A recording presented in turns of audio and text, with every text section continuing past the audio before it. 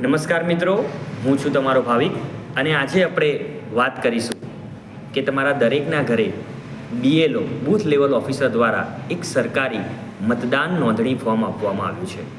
આ SIR form કેવી રીતે ભરવું એની આજે આપણે વાત કરીશું. તો મિત્રો, દરેકના ઘરે જે આ ચિત્રમાં દેખાય છે, આ પિક્ચરમાં બરાબર એ રીતનું એક ફોર્મ આવ્યું હશે. જે BLO ઓફિસર તમને આપવા આવ્યા હશે એનું નામ અને નંબર ઉપર બતાવ્યું છે. અહીં તમારો પોતાનો ફોટો લગાવવાનો છે, બરાબર. એના પછી મિત્રો, જે ફોર્મની અંદર અહીં જન્મ તારીખ, તો જન્મ તારીખની અંદર તમારી પોતાની જન્મ તારીખ લખવાની છે, તમારો પોતાનો આધાર નંબર લખવાનો છે. ત્રીજી કોલમમાં મોબાઈલ નંબર છે તો તમારો પોતાનો મોબાઈલ નંબર અવશ્ય લખવાનો છે. એના પછી પિતા અને વાલીનું નામ એટલે તમારા પિતાજીનું નામ, એની નીચે તમારા પિતાજીનો મતદાન ઓળખપત્ર નંબર લખવાનો છે.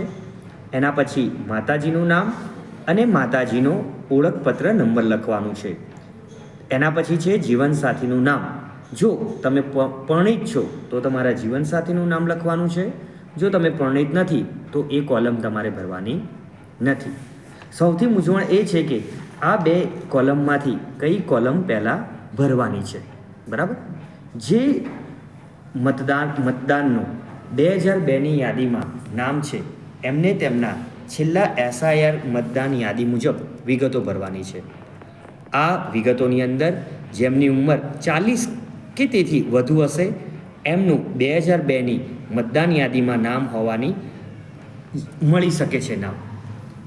એટલે એમાં એમનું પોતાનું નામ લખવાનું છે, મતદાનનો ઓળખ નંબર લખવાનો છે, સંબંધીના નામમાં એ પોતાનું નામ લખી શકે છે. એની નીચે સંબંધમાં પોતે અને જિલ્લો દાખલા તરીકે આપણો જિલ્લો અમદાવાદ છે, રાજ્ય આપણું ગુજરાત છે, વિધાનસભા મત વિભાગનું નામ લખવાનું છે અને 2002ની યાદી મુજબ જે વિધાનસભા મત વિભાગનો નંબર, ભાગ નંબર અને અનુક્રમાંક નંબર લખવાનો છે. હવે વાત આવી કે જેમની ઉંમર નાની છે, એટલે કે 35 વર્ષ કે 30 વર્ષ જેટલી ઉંમર છે, એ લોકોનું 2002ની યાદીમાં નામ નહીં હોય. એના માટે પણ તમે ઓનલાઈન સર્ચ કરીને એ નામ જોઈ શકો છો કે તમારું નામ 2002ની યાદીમાં છે કે નથી. ત્યારે એમણે આ કોલમની અંદર નામ અને મતદાનમાં સંબંધીના નામમાં એમના પિતા, માતાજી કે દાદાજીનું નામ અને એમનું ડિટેલ્સ ભરવાની રહેશે. જેમ કે નામ તમે લખી દીધું, એમનું મતદાન ઓળખપત્ર તમે લખી દીધો, સંબંધીનું નામ એટલે કે તમારા પિતાશ્રીનું નામ, એમની સાથે સંબંધ તો કે પિતા, જિલ્લો અમદાવાદ, રાજ્ય ગુજરાત અને વિધાનસભા મત વિસ્તારનું નામ લખવાનું છે.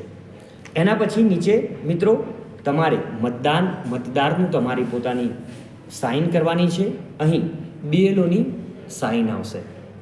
આની અંદર કોઈ પણ જાતની કન્ફ્યુઝન કે ટેન્શન લેવાની જરૂર નથી, કેમ કે ગુજરાત સરકાર અને દરેક વિધાનસભાની અંદર તમને સમય આપવામાં આવશે અને આના પર કામ કરવામાં આવશે.